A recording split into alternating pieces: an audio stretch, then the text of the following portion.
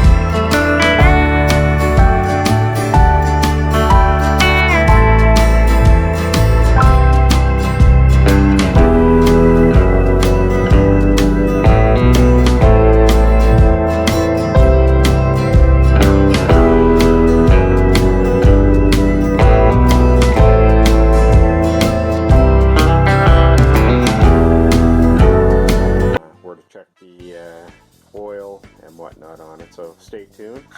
And again, if you follow my channel, I'm doing an updated video on my 1952 Ford 8N farm tractor that is having an issue with the starter.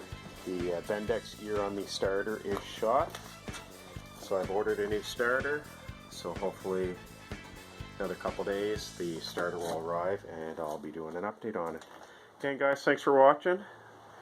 It's my little hoard in the garage. If you have any questions or comments, post them below. If not, have a great day.